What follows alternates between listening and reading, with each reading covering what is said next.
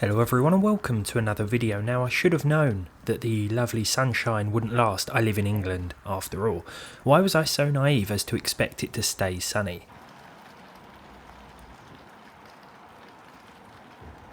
Who am I kidding? This is the perfect chance to fire up the PlayStation 3.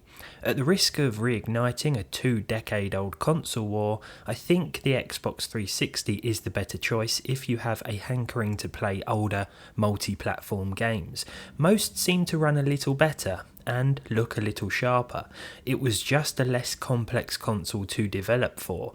For me, the PS3 still wins on exclusives. The older model also excels in its visual design. What a beautiful shiny beast this is.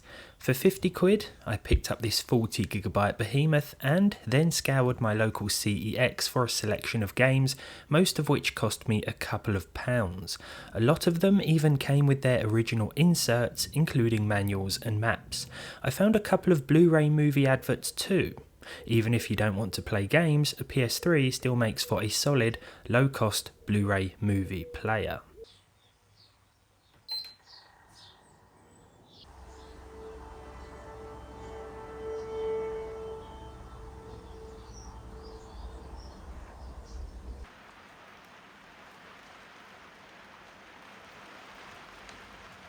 Jason!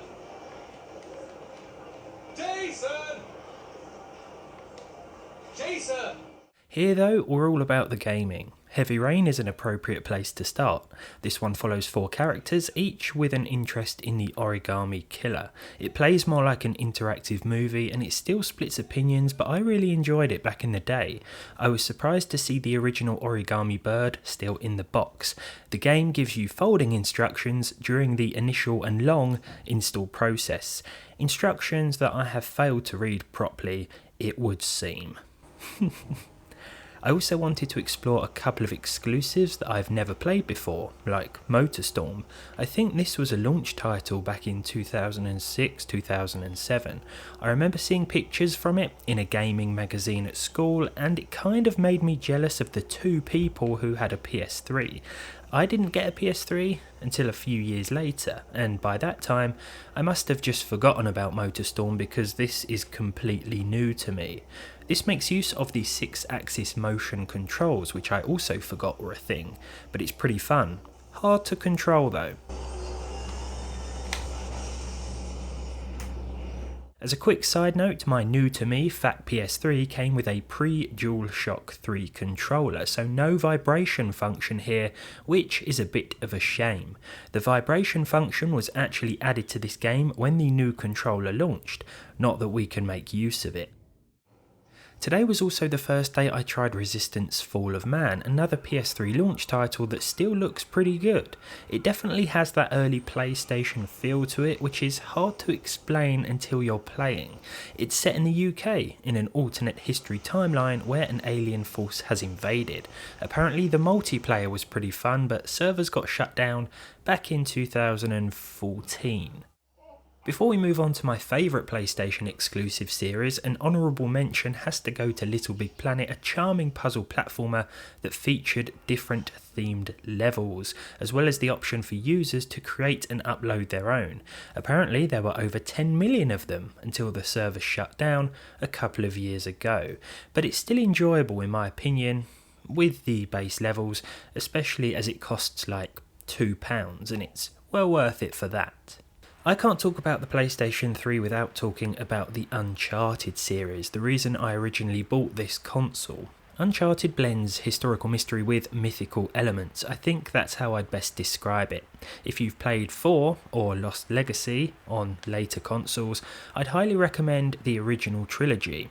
All of them run at 720p targeting 30 FPS, with dips of course, and all 3 were remastered for PS4, which will offer a better overall experience. Still, the nostalgia is hitting me hard here, and a cheap PS3 will offer an acceptable way to experience these brilliant games in my opinion, especially if you want to buy them for as little money as possible. I said at the start that the PlayStation 3 had better exclusives, and I based that solely on Uncharted. Maybe I'm a bit biased. As the afternoon went on, I decided to jump into a few more titles that left a significant and lasting impression on me, as well as shaped my tastes as a gamer. The first involved updating my console and going online for the first time today. I bought this specific console last week, but it was still running version 2.42 from 2008, and the other OS option was available. Early PS3s like this actually supported Linux, but this ability was removed a couple of years later because of security concerns.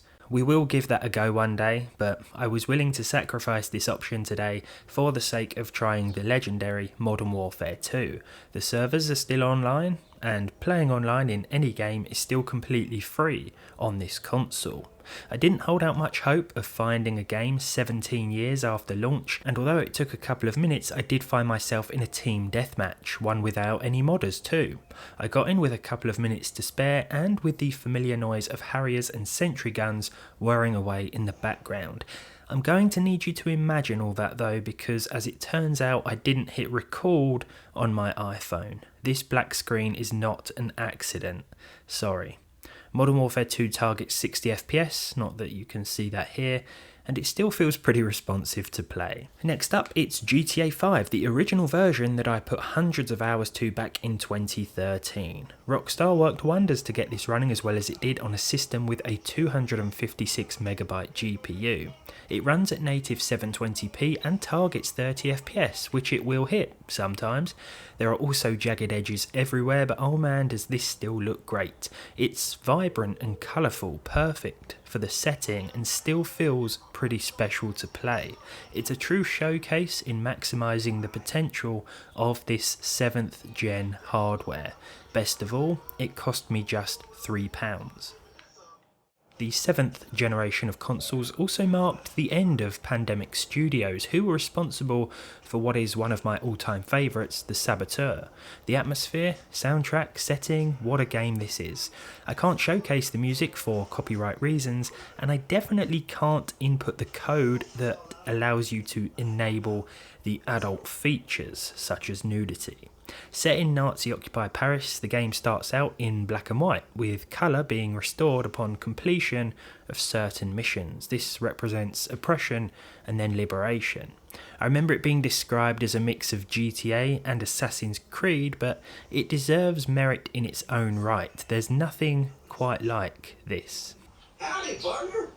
Might I say you're looking fit as a fiddle? We're going to finalise with the notorious Fallout New Vegas. Notorious on PS3 anyway, because it's apparently one of the worst ways to play this game. I'm playing it unpatched as well, like some sort of maniac. Aside from the constant stuttering, this supposedly crashes a lot and gets worse and worse as the save file gets bigger. Even ash piles from energy weapons destroy the performance because they don't despawn or something. Now I'm going to have to sink a week or two into this and update you soon because my curiosity has just been piqued. To be honest, it's stuttering a bit already and I'm only 10 minutes in, so I can't wait to see what happens when that save file gets too big. I will update the game first though, just to give it the best chance at running smoothly. There we go. Thank you for joining me today on this PlayStation 3 retrospective. I do hope you've enjoyed this one. If you did, leave a like. If you didn't, leave a dislike. Subscribe to the channel if you haven't done so already and you want to, of course. And hopefully I'll see all of you in the next one. As a quick side note, let me know what you think about these console retrospectives. We looked at the 360 the other day. The video done really well. The comments were really positive. And if you like this one too, hopefully we'll keep things going, and perhaps next time we'll take a look at the PlayStation Portable. I absolutely loved that as a kid, and I'm sure my opinion won't change in 2026. Thanks again, and I'll see you next time.